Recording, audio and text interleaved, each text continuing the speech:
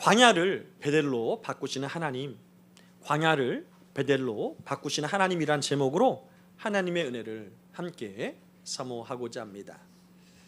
지난 한 주간도 잘 지내오신 줄 믿습니다. 지난 한 주에 혹시 이러한 느낌을 받아본 적이 있습니까? 혹시 누군가에게 오해를 받아본 그러한 기억이 있습니까? 내 마음은 전혀 그렇지 않은데 내 진심과는 전혀 상관없이 오해받았던 그러한 일들, 그러한 오해를 받는 것은 참으로 가슴 아픈 일이고 정말 상처되는 일이죠. 이러한 오해를 생각하면서 이 오해에 대해서 좀 저는 다른 측면을 한번 생각해 보았습니다. 혹시 우리가 믿는 하나님도 우리에게 오해를 받으시진 않을까? 바로 이 생각입니다. 왜 이런 생각을 하게 되느냐? 창세기부터 성경을 쭉 읽어보면은요, 하나님의 사람들에게, 하나님의 자녀들에게 하나님은 끊임없이 언약을 주시고 약속을 베풀어 주셨습니다. 다시 말해서 아브라함에게 찾아가셔서 하나님은 약속을 주셨습니다. 또 오늘 본문에 나오는 야곱에게도 하나님은 언약을 주셨습니다. 그럼에도 불구하고 하나님의 그 언약을 받은 그 사람들이 하나님의 언약을 기다리기보다는 자기의 손으로 뭔가를 하려고 노력하는 흔적들이 삶에서 많이 나타났다는 것이죠.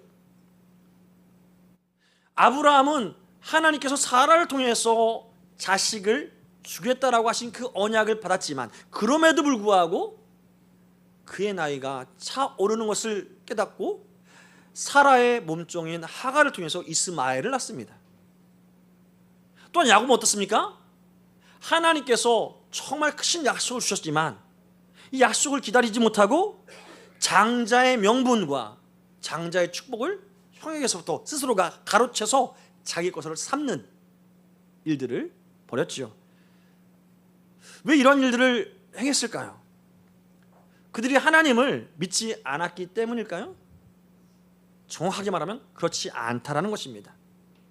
오히려 하나님의 약속을 정말 사모하고 믿었기 때문에 더 열심히 살아간 것이 그들의 삶임을 우리는 성경을 통해서 보게 된다는 것이죠. 근데 무엇이 문제입니까? 문제는 무엇이냐면 하나님의 때를 기다리지 못한 것이 진짜 문제였다는 것이죠. 하나님의 약속에 비해서 보이지 않는, 변화되지 않는 현실, 그 문제 앞에서 하나님의 약속보다 눈앞의 상황이 더 크게 보였기에 내가 무언가를 하지 않으면 안 되겠다 하는 인생 가운데 행했던 일들이 바로 성경에 기록한 그들의 노력이었던 것이죠. 야곱은 어머니 리브가를 통해서 어머니가 그들이 이 뱃속에 있을 때 큰 자가 작은 자를 섬기리라는 하나님의 분명한 언약을 받았습니다. 다시 말해서 큰 자가 먼저 나지만, 에서가 먼저 나지만 결국 장자의 명분과 장자의 축복은 누구에게 있다? 야곱에게 있다라는 그 하나님의 약속을 받아요. 그런데 살면서 보니까 아버지 이삭은 장자의 명분과 장자의 축복을 다 에서에게 주는 것처럼 행동했다는 것이죠. 그런 아버지의 행동을 보면서 야곱은 어쩌면 마음에 이런 생각이 들었을지 모릅니다. 하나님께서 약속을 주셨지만 이 약속을 내가 쟁취해야 되지 않을까? 내가 더 굳게 붙잡아야 되지 않을까라는 생각 말입니다. 내가 좀 더 노력해서 하늘 보좌를 좀 감동시키면 하나님께서 약속하신 것을 속히 이루시진 않을까 하는 생각 말이죠. 그렇습니다. 야곱은 하나님의 언약과 그 약속은 믿었지만 하나님의 방법과 하나님의 때에 대해서는 아직 충분한 신뢰를 하지 못했다는 것이죠. 여러분, 성경은 그럼 이러한 믿음의 삶에 대해서 어떻게 말합니까? 히브리서 11장 1절 말씀 보면 이렇습니다. 믿음은 바라는 것들의 실상이요 보지 못하는 것들의 증거라라고 말입니다. 믿음이란 무엇이냐? 아직 이루어지지 않은 것들, 바라는 것들의 실상이다. 이것을 네가 받아들이는 것이 믿음이고, 뭔가 보이지 않지만 그것을 정말 증거로 내가 받은 것처럼 갖는 것이 바로 믿음이다 라는 해석이죠. 이에 대해서 어떠한 삶을 살아야 되느냐? 지난날 사도 야고보는 야고보서 1장 3절과 4절 말씀에 이렇게 말씀하십니다. 이는 너희 믿음의 시련이 인내를 만들어내는 줄 너희가 알미라. 인내를 온전히 이루라. 이는 너희로 온전하고 구비하여 조금도 부족함이 없게 하려 함이라. 무슨 말입니까? 우리는 부족함이 없는 삶, 완전한 삶, 온전한 삶을 추구하는데요, 이를 이루기 위해서는 인내라는 것이 필요하다는 것입니다. 인내라는 것은 뭐예요? 하나님의 때를 기다리는 믿음으로 참아내는 것을 인내라고 합니다. 하나님께서 주실 때까지 내가 참아내지는 것, 이것이 인내라는 것이죠.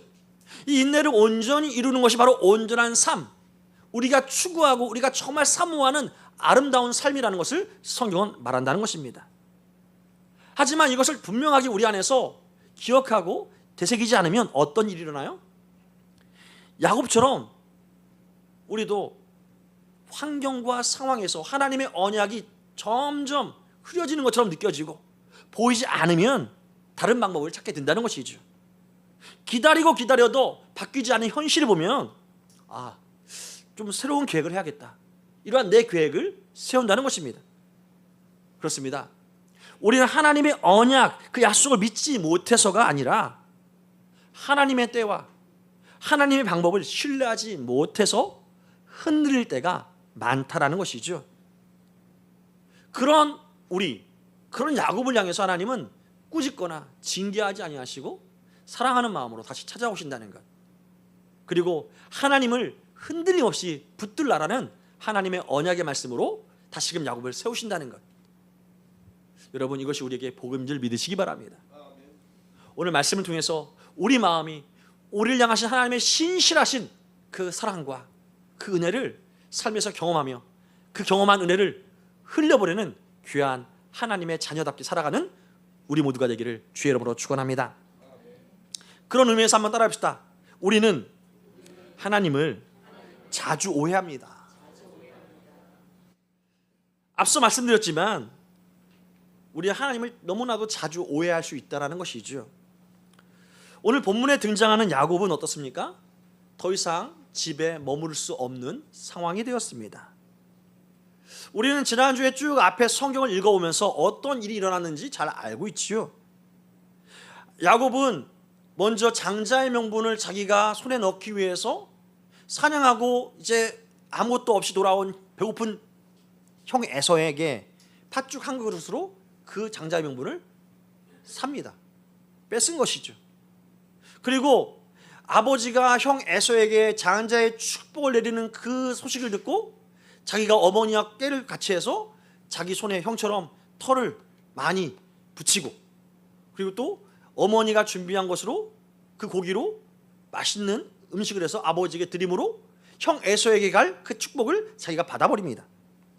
다시 말해서 야곱은 형 에서를 속이고 아버지 이삭을 속임으로 말미암아 그 삶 가운데 큰 흔들림이 있었던 것이죠. 그로 인해서 화가 난 에서는 야곱을 죽이려고 계획합니다. 결국 어머니 리브가는 그 에서의 마음을, 그 얼굴을 보고 아버지 이삭과 의논해서 삼촌 라반 집에 보내서 거기에서 결혼할 사람을 구하자, 이러한 의견을 해서 야곱을 보낸 것이죠. 그래서 야곱은 사랑하는 가족, 또 오랫동안 익숙했던 고향집을 떠나게 된 것입니다. 오늘 본문 10절 말씀이죠. 함께 읽어볼까요? 시작. 야곱이 브엘세바에서 떠나 하란으로 향하여 가더니, 브엘세바 고향에서 떠나서 하란을 향해서 가고 있다라고 성경 말하고 있습니다. 사실 이 한 절에서 야곱의 처지를 그대로 성경은 우리에게 보여주고 있다는 것입니다. 브엘세바를 떠났다라는 것은 뭐냐면 단순히 해외여행을 갔다, 단순히 국내 여행을 갔다라는 것이 아닙니다. 도망자가 되어버렸다, 이 의미란 것입니다. 여러분 잘 생각해 보십시오. 야곱이 지금 향하는 하란, 이곳은 삼촌 라반의 집입니다. 근데 그곳에 가는 이유가 무엇입니까? 결혼하기 위해서요. 신부감을 찾아가는 것입니다. 이것은 명분이죠. 근데 여기서 우리가 한 장면을 떠올릴 수 있게 되는데, 지난날 아버지 이삭의 아버지인 아브라함이 이삭의 결혼 상대자를 구하기 위해서 어떻게 합니까? 할아버지 아브라함은 아들 이삭의 결혼을 위해서 늙은 종을 그냥 한 명만 보내는 것이 아니라 낙타 10마리와 많은 예물을 함께 그 낙타에 실어서 보냅니다. 정말 왕자다운 그러한 모습으로, 왕자가 공주를 신부로 맞아들이는 그런 모습으로 많은 예물과 또한 그 신뢰받는 그러한 사람을 보낸 것이죠. 근데 지금 야곱은 어떻습니까? 같은 결혼을 목적으로 하란을 향했지만 함께 가는 사람이 없어요. 종이 없어요. 또 예물도 없습니다. 낙타도 없어요. 한마디로 빈털털입니다. 왜 그렇습니까?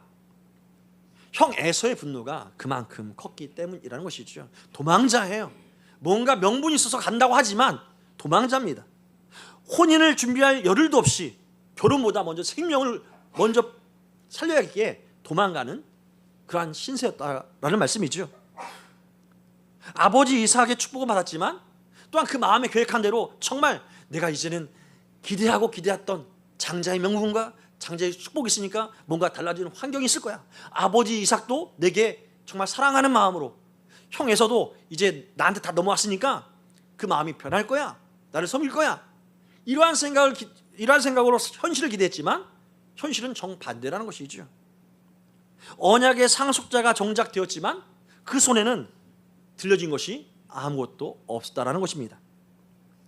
어제까지는 부모의 집에서 따뜻한 집에서 있었는데 지금은 갈 곳이 없는 광야입니다. 방금 전까지만 해도, 어젯밤만 해도 따뜻한 잠자리가 보장되어 있었지만 이제는 오늘은 돌을 베개 삼아 잘 수밖에 없는 현실이었다는 것이죠. 야곱에게 지금 남은 것은 아무것도 없는 빈털터리의 광야의 삶인 것입니다. 11절을 보면 그 삶을 이렇게 보여주는데요. 함께 읽어볼까요? 한 곳에 이르러는 해가 진지라 거기서 유숙하려고 그곳에 한 돌을 가져다가 베개로 삼고 거기 누워 자더니, 무협지에 나오는 그러한 여유로운 그러한 상황이 아닙니다. 성경은 이렇게 말합니다. 한 곳에 이르러. 한 곳에 이르러. 무슨 말입니까? 이름조차도 제대로 밝혀지지 않는다는 거예요. 한 곳에 이르러, 이름 없는 곳에 이르러 라는 것이에요. 사람들이 보기에는 아무 의미도 없는 그러한 곳, 그러한 광야, 바로 그러한 곳에서 하나님은 야곱을 만나신다는 것이죠. 만나시는 시점이 어떻습니까? 11절 말씀 보였습니다. 해가 진지라. 해가 진지라, 단순히 저녁이 되었다라는 의미, 이것을 넘는 깊은 의미가 있다라는 것이죠. 성경은 단순한 시간의 흐름뿐만 아니라 야곱의 인생에 있어 그 해가 진 것처럼 느꼈을 야곱을 지금 보여주고 있다는 것입니다. 미래는 보이지 않고 오직 어두운 두려움만 야곱의 마음 가운데, 그 인생 가운데 펼쳐진 것 같은 그 현실이 해가 진지라, 이 표현 안에 담고 있다는 것이죠. 그래서 그는 돌을 베고 잠이 드는 것입니다. 바로 그 어두운 밤, 그 두려운 밤에 하나님은 야곱을 찾아오셨습니다. 근데 놀라운 것은 무엇이냐면 하나님은 낙타 10마리와 화려한 예물 속에서 야곱을 찾아온 것이 아닙니다. 돌베개를 자고 자는 그 도망자의 밤에 찾아오셨다는 것입니다. 하나님은 헌금을 준비하고 찬양을 준비한 그 예배자의 삶 가운데 찾아온 것이 아니라는 것이죠. 아무것도 가진 것이 없는 정말 빈털터리, 하나님을 또 찾지 않는 그 도망자의 삶 가운데 하나님은 찾아오셨다는 말씀이죠. 찾아오셔서 어떻게 하십니까? 꿈속에서 하늘과 땅을 잇는 사다리를 보여주십니다. 그리고 그 위에 서서 말씀하시죠. 말씀하실 때에 천사들이 오르락 내리락 하는 것을 또한 보여줍니다. 여러분, 이 야곱에게 보여주시고 야곱에게 말씀하시는 하나님의 그 말씀의 내용들, 우리에게도 깊은 관계가 있는 줄 믿으시기 바랍니다. 야곱의 인생과 결코 다르지 않는 우리 삶 가운데 하나님은 동일하게 찾아오셔서 말씀하시기를 원하신다는 것이죠. 여러분, 야곱에게 찾아오신 하나님은 야곱에게 어떠한 말씀하십니까? 어떠한 태도를 취하십니까? 야곱, 내가 너에게 약속했는데 엄마를 통해서 듣지 않았어? 너 왜 내 때를 기다리지 않았어? 왜 아버지를 속였어? 왜 내 형을 속였어? 그리고 결국 이렇게 도망자가 됐어? 따져 묻지 않으셨다는 것입니다. 오히려 우리는 따져 물으실 것 같은데 하나님은 전혀 다른 뉘앙스로 말씀하신다는 것이죠. 하나님이 말씀하신 내용이 우리가 함께 읽은 13절부터 15절 말씀에 쭉 기록되어 있는데요, 이때 하나님의 말씀에서 계속 반복되어지는 단어가 등장합니다. 어떤 단어냐? 내가예요. 내가.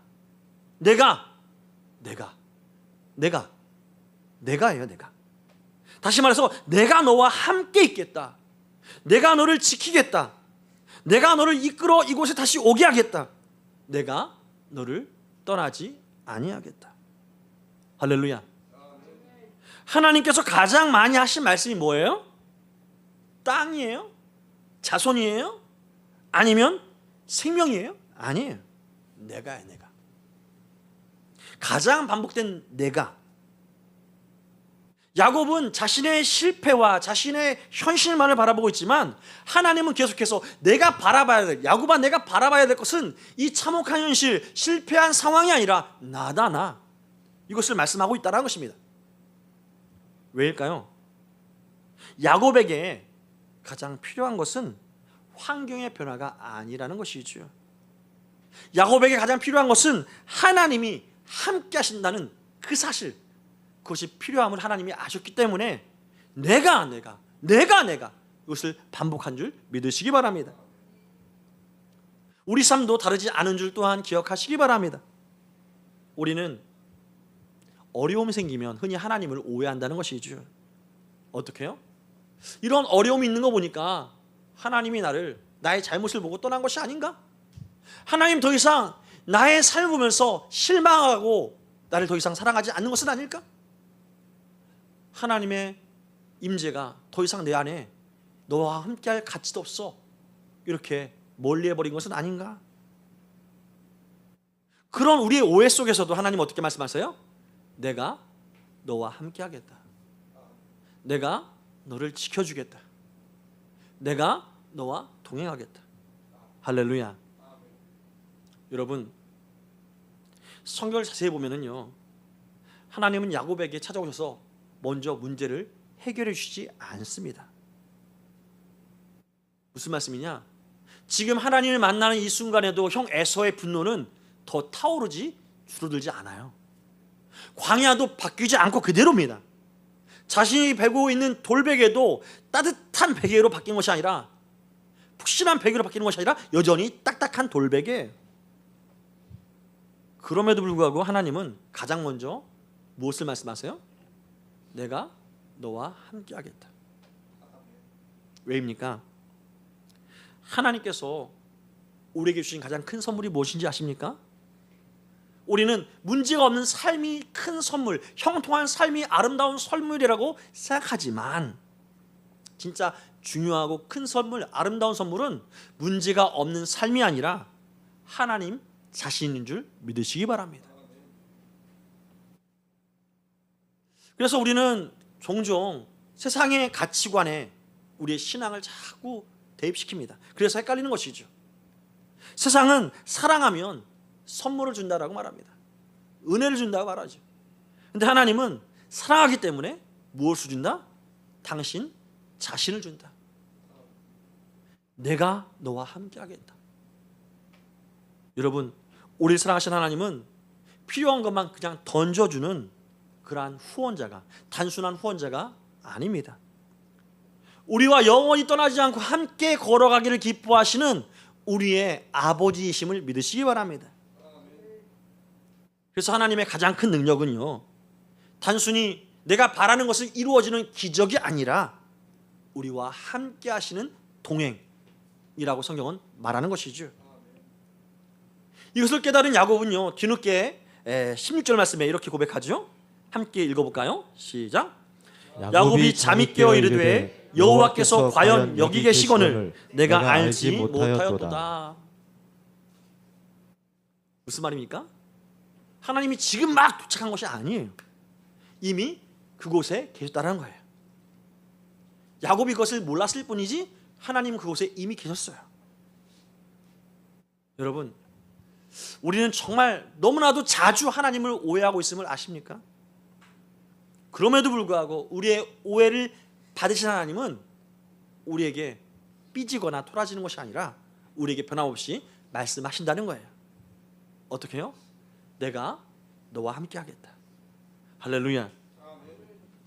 내가 너와 함께 하겠다. 이 약속은 예수님께서 오심으로 말미암아 임마누엘, 임마누, 우리와 함께 하시다 엘, 하나님이, 그 임마누엘 되신 예수님으로 말미암아 완성된 줄 믿으시기 바랍니다.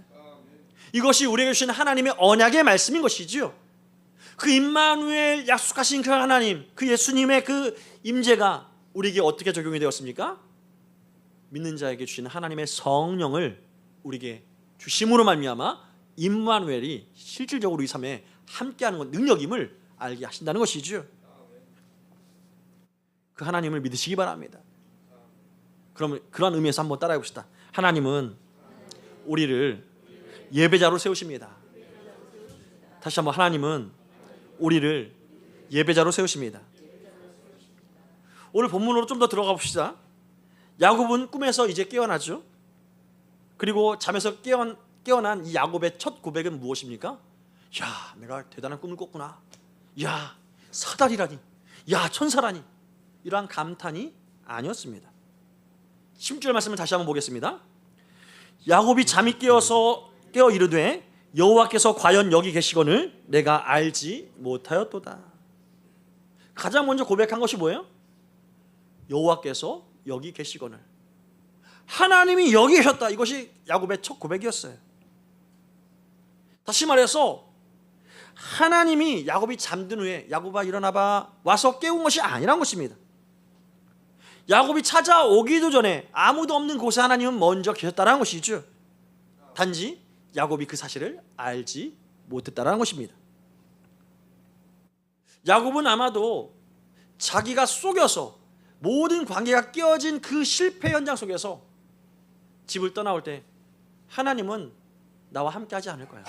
하나님은 아버지 이삭의 하나님이고 아브라함의 하나님이지 이렇게 나처럼 사기치고 거짓말하고 그래서 실패한 내 인생 가운데는 함께하지 않으실 거야.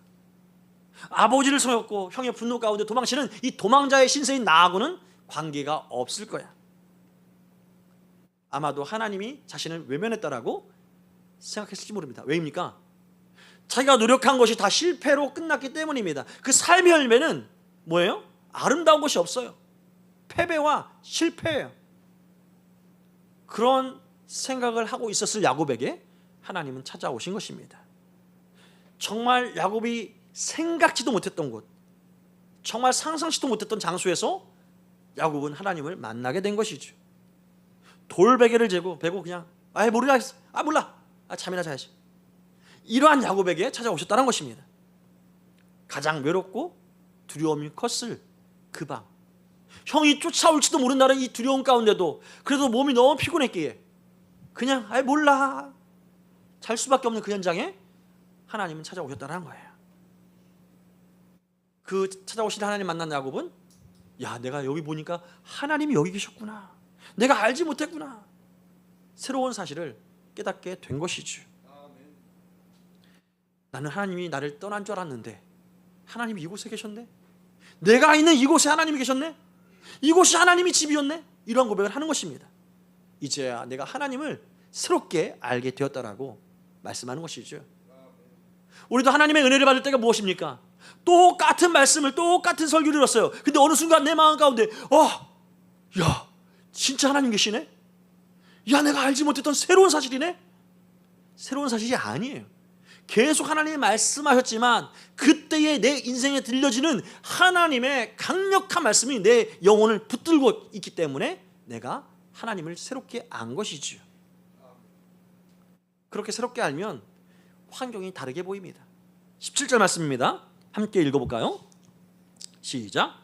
이에 두려워하여 이르되 두렵도다 이곳이요 이곳은 다름 아닌 하나님의 집이요 이는 하늘의 문이로다 하고.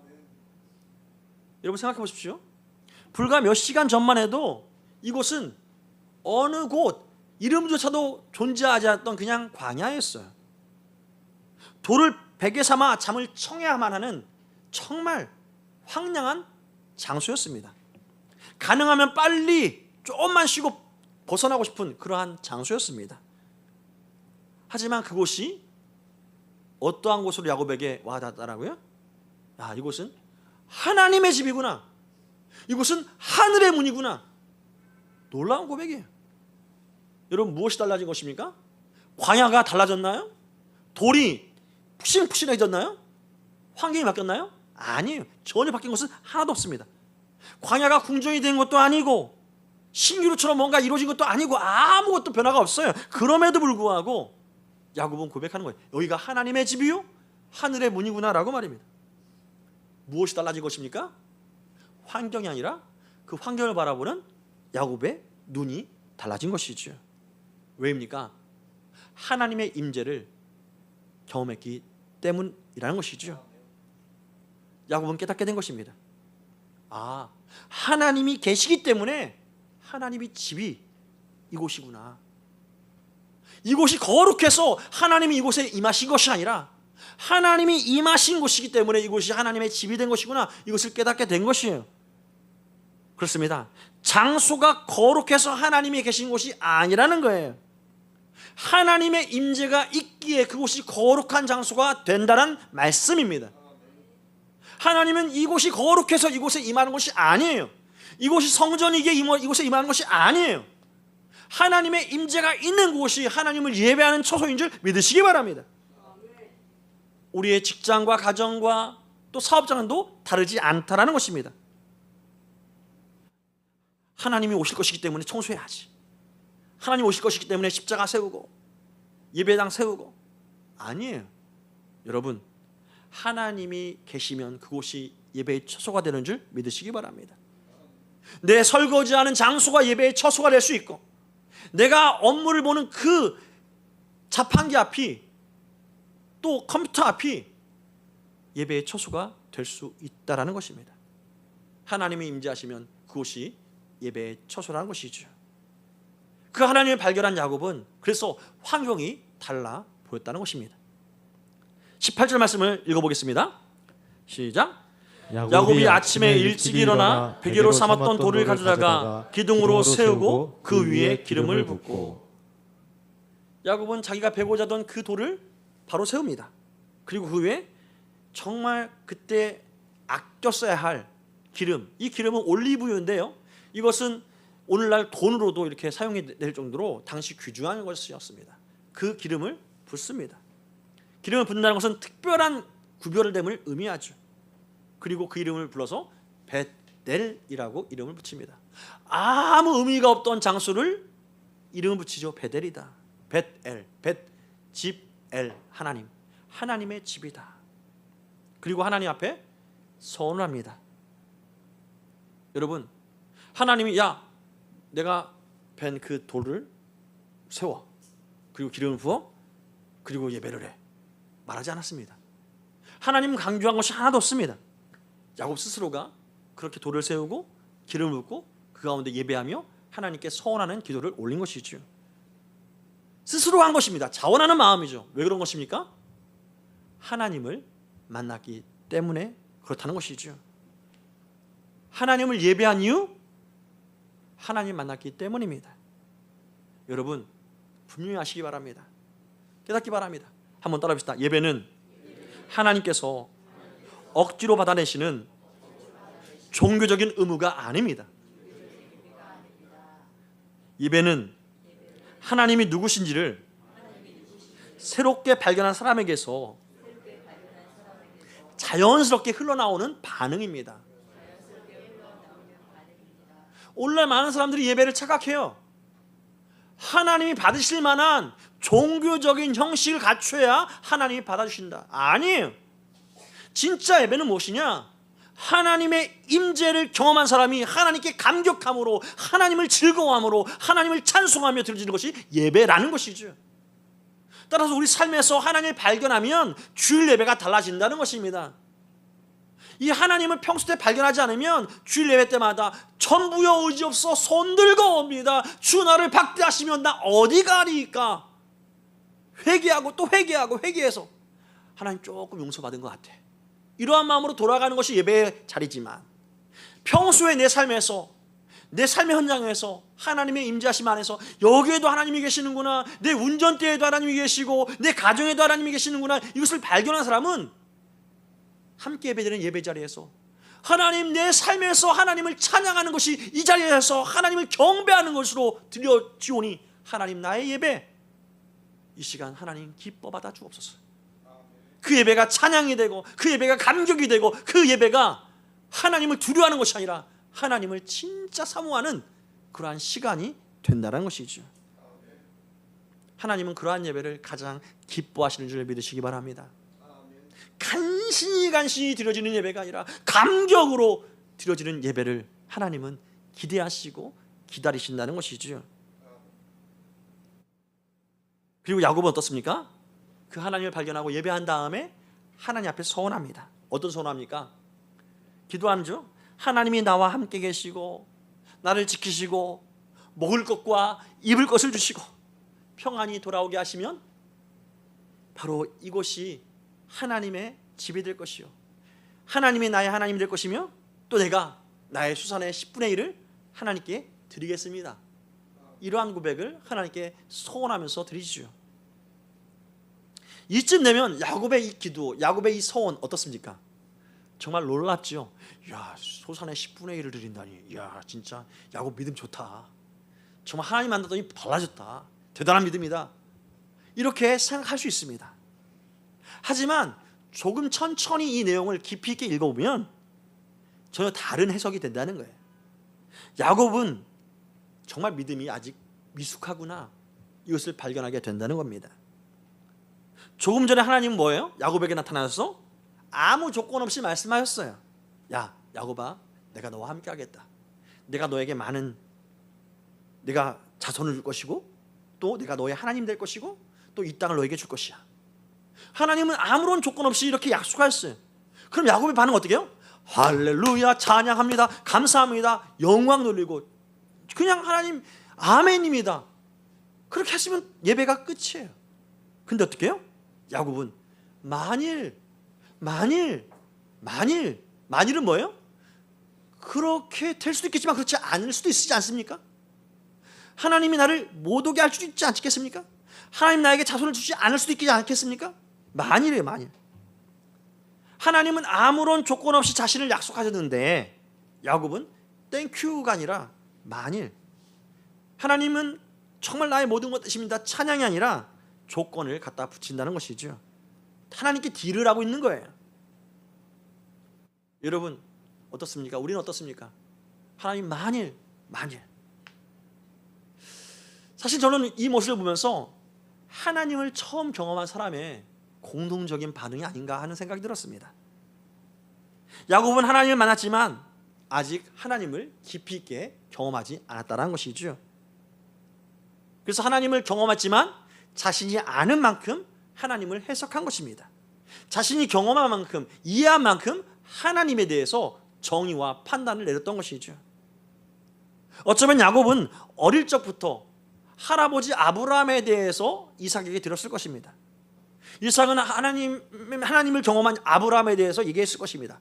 아브라함이 전쟁에서 이기고 나서 멜기세덱 제사장, 하나님의 제사장을 만나죠. 그때 어떤 일이 일어납니까? 자기가 있는 이 모든 벌어온 것에서 10분의 1을 하나님의 제사장인 그 멜기세덱에게 드리죠. 이러한 얘기는 유명했을 것입니다. 그래서 야, 하나님 만나면 10분의 1을 드려야겠구나. 할아버지의 경험으로 아마도 10분의 1을 11조를 약속한 것이 아닌가. 그만큼 그 예배는 전심으로 드려진 것이 아니라 과거의 경험으로 하나님을 예배하는 삶을 살게 됐다는 것이죠. 전심으로 하나님을 예배하는 예배자가 아니라 이제 예배를, 하나님을 발견한 그러한 시작, 예배의 시작가 되었다는 것이죠. 그의 믿음은 아직 성장하는 과정 가운데 있었다는 것입니다. 왜 하나님이 약속하시면 100% 믿어야지 왜 조건을 달아? 언약을 아직까지 이해하지 못했느냐? 하나님은 따져붙지 않고 그러한 야곱의 기도를 받으셨어요. 여러분, 그 야곱의 믿음 어떻습니까?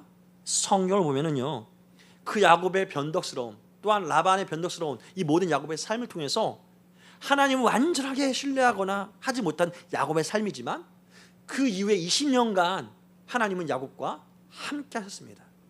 야곱을 지키셨고 보호하셨습니다. 여러분, 이 말씀을 보면서 우리는 우리 스스로를 어떻게 돌아보고 있습니까? 우리의 기도에도 많은 경우에 계산이 담겨 있죠. 하나님, 이번 이 상황만 해결해 주면, 하나님 이것만 응답해 주시면 제가 이것저것 드릴 수 있을 것 같습니다. 무슨 말입니까? 하나님은 우리가 드렸기 때문에, 드릴 것이기 때문에 응답해 주시는 하나님이 아닙니다. 하나님이 충만한 것으로 당신의 아들 독생하신 독생자 예수 그리스도를 우리에게 이미 주신 분이에요. 우리에게 뭔가를 받아서 주시는 분이 아니에요. 이미 우리에게 모든 것을 주실 수 있는 우리의 보호자 되시고 우리의 아버지이신 줄 믿으시기 바랍니다. 그만큼 우리가 하나님께 딜을 한다는 건 뭐예요? 나의 믿음의 연약함이에요. 우리 예배도 그래서 아직 미숙한 것이죠. 그럼에도 불구하고 뭐예요? 성경은 이러한 우리를 하나님이 사랑하시고 포기하지 아니하시고 우리와 함께 하신다. 이것을 계속 창세기부터 요한계시록까지 강조하신다는 것이죠. 어떻게 우리와 함께 하십니까? 성령을 보내심으로 우리와 함께 하신다는 것이죠. 그럼 성령 우리 안에서 어떻게 역사하십니까? 이것을 깨달은 사도 바울은요, 놀라운 감동을 가지고 로마서 8장 26절 말씀에 이렇게 말씀하십니다. 함께 읽어보겠습니다. 시작. 이와 같이 성령도 우리의 연약함을 도우시나니 우리는 마땅히 기도할 바를 알지 못하나 오직 성령이 말할 수 없는 탄식으로 우리를 위하여 친히 간구하시느니라. 우리는 뭘 구할지 몰라요. 구할 것이 조건되는 거예요. 하나님 이거 해주시면. 하나님이 다 해줄 준비가 돼 있어요. 그럼에도 불구하고 그 하나님의 약속을 믿지 못하고 하나님 이거 해주시면, 하나님 이거 가능할게요? 이런 식으로 하나님께 딜을 해요. 우리 연약함, 우리가 구할 걸 알지 못하지만 말할 수 없는 탄식으로 우리를 위해서 성령께서 기도하신다. 우리는 무엇을 위해서 기도할지 몰라요. 우리는 돈이 필요해서 돈을 기도합니다. 하지만 하나님은 돈은 따라오는 거야. 너는 내 마음을 지키면 돼. 너는 행복하면 돼. 내가 너의 행복을 위해서 이만큼 많은 것들을 너에게 예비하고 있어. 눈을 들어봐. 제발 눈을 떠. 마음을 열어. 환경을 봐. 그렇게 말씀하시는 것이죠. 어떻게 믿어야 하는지도, 어떻게 예배해야 하는지도 우리는 알지 못할 때가 많습니다. 그런 우리를 하나님은 부정하지 아니하시고 외면하지 아니하시고 그럼에도 불구하고 찾아오신다는 거예요. 그리고 지금도 예배드리는 우리를 보면서 말할 수 없는 탄식으로 함께 예배드리시는 성령 하나님, 그 하나님을 향해서 여러분 마음을 활짝 열기를 축복합니다. 열면 열수록 우리의 믿음은 점점 성장하게 되어진다는 것이죠. 그렇습니다. 야곱이 베델이라고 한 것은, 이 베델은요, 야곱의 믿음이 완성되어서 붙인 이름이 아니라 하나님께서 끝까지 책임지실 그 하나님에 대한 믿음의 시작이 베델이었다라는 말씀인 것이죠. 여러분, 우리 예배도 다르지 않습니다. 우리가 예배드리는 것, 우리의 믿음이 완전해서 좀 비교적 온전해져서 평소보다는 그래도 내가 깔끔하게 옷 입고 세수하고 화장하고 예쁘게 했으니까 이것은 좀 다른 걸 거야. 우리의 예배가 완전해서 드려지는 것이 아니죠.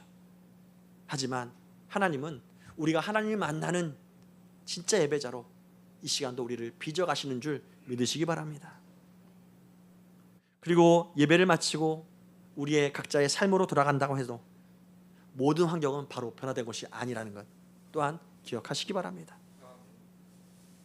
하지만 환경이 변하지 않고 상황이 달라지지 않았다 할지라도 하나님을 만나면 어떻게 해요? 달라진다는 거예요. 뭐가? 환경이 아니라 내가. 같은 광야의 길을 걸어도 걸음걸이가 달라져요. 내 마음이 달라져요. 왜입니까?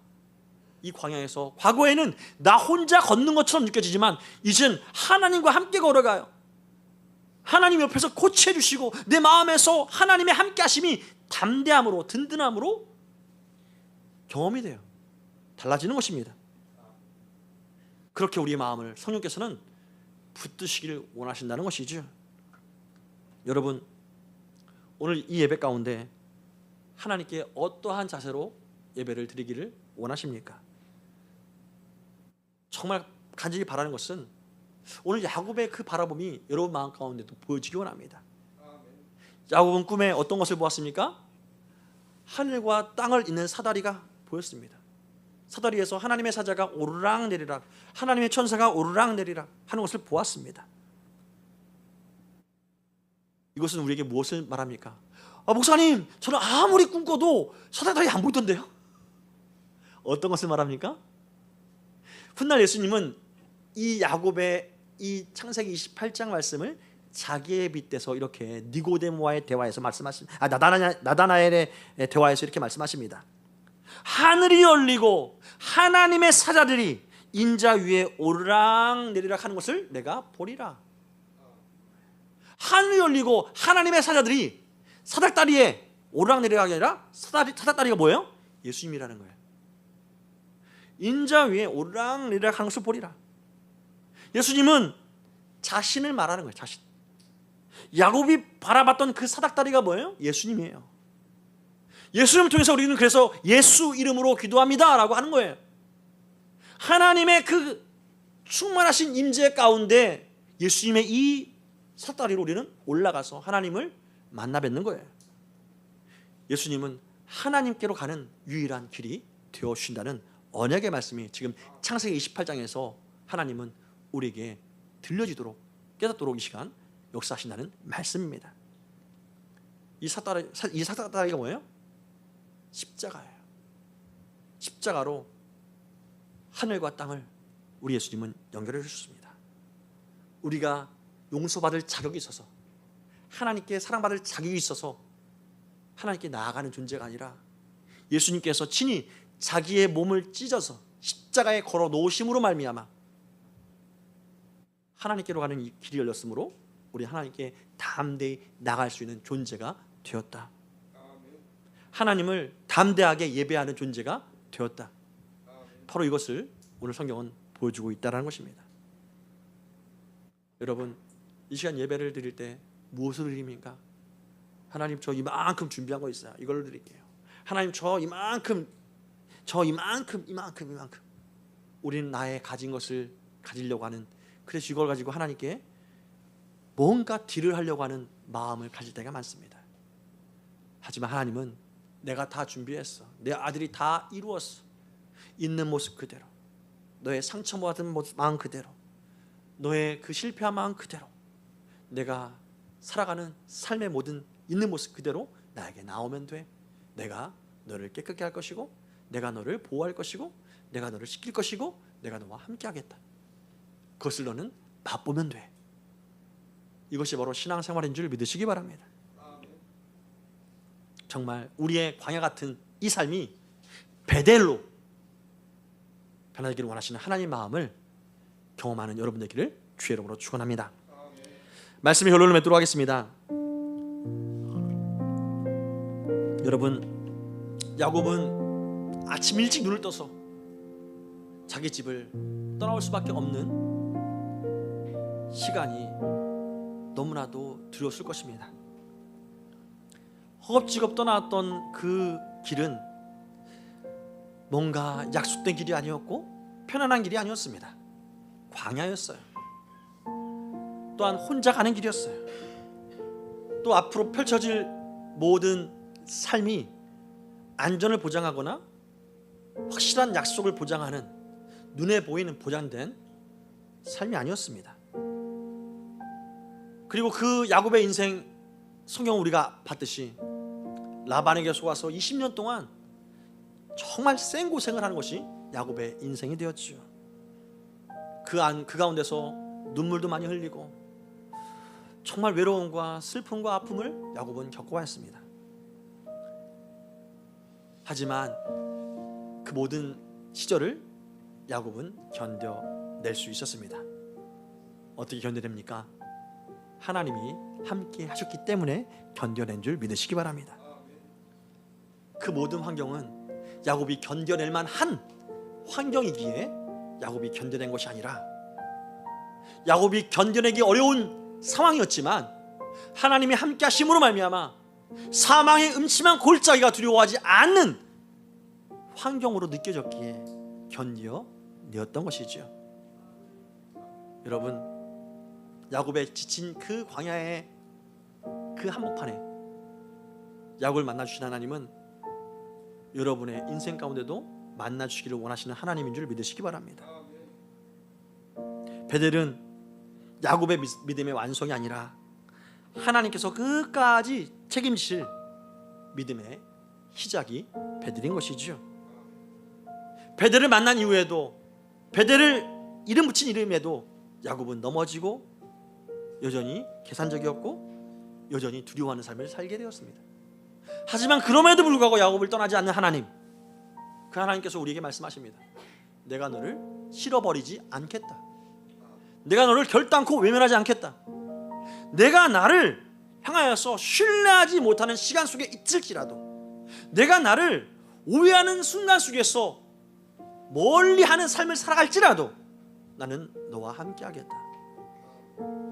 내가 너에게 보여주기 원하는 것은 하늘이 열리고 내 아들이 승천할 때에 너에게 약속하는 그 성령, 그 성령을 너희 안에서 더 사모하고 그 성령과 더불어 정말 다시금 나의 사랑을 깨닫는 삶을 살아가는 것이 내가 너희를 향한 간절한 소망이다.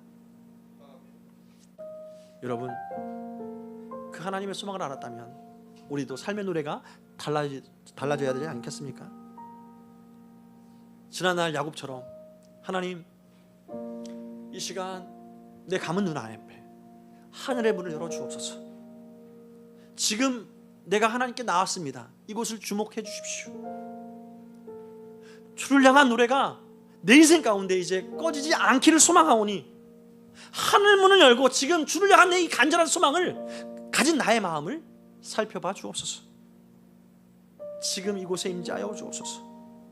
내가 주님을 기다립니다. 주님을 향한 그 간절한 소망을 담은 기도의 노래가 하나님께 상달되기를 내가 원합니다. 또한 내가 믿는 것은 예수님이 그 모든 기도를 받으실 것이기에 나의 기도는 하나님께서 응답하실 줄 믿습니다. 이곳에 임재하시사 우리 예배를 받아 주옵소서. 이러한 찬양으로 우리 삶이 하나님을 예배하는 예배의 삶, 그러한 예배의 삶을 살아가는 예배자로 우리 모두가 서게 되기를 주의 이름으로 축원합니다. 시간 함께 찬양합시다.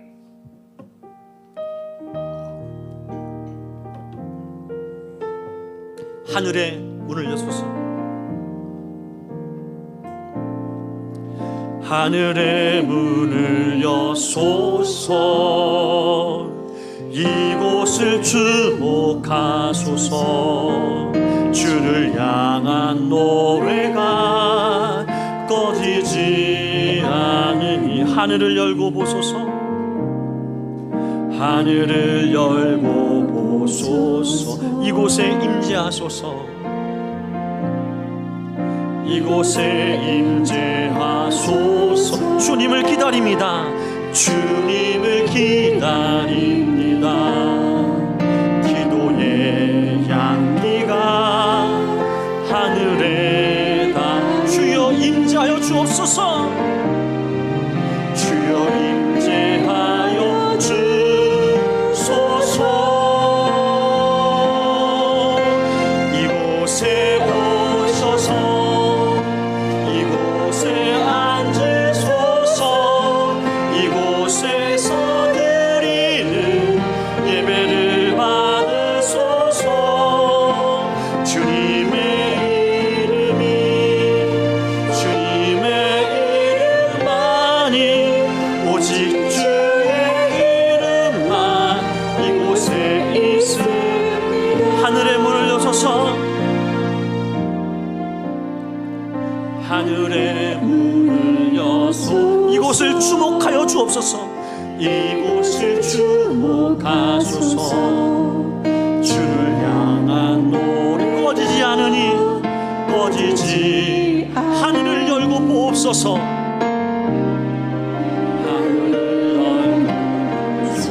이곳에 임재하여 주옵소서. 이곳에 임재하소서.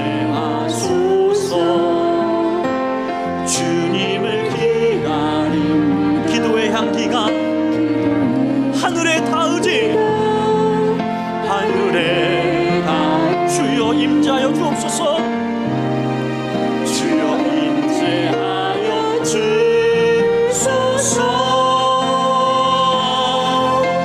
이곳에 오셔서 이곳에 앉으소서. 이곳에서 드리는 예배를 받으소서. 주님의 이름이 주님의 이름만이 오직 주의 이름만 이곳에 다시 한번 우리의 마음을 다해서 고백합시다. 이곳에 오셔 이곳에 앉아 주옵소서. 이곳에서 드리는 우리의 예배를 받아 주옵소서. 예배를 받으소서. 주님의 이름이 주님의 이름만이 오직 주의 이름만 다시 한번 예배하며 하나님께 고백합시다. 이곳에 앉으소서. 이곳에서 드리는 예배를 받으소서. 주님의 이름이 주님의 이름만이 오직 주의 이름만 다시 한번 고백합시다. 이곳에 오시옵소서. 이곳에 오소서. 주님 예배를 받으소서.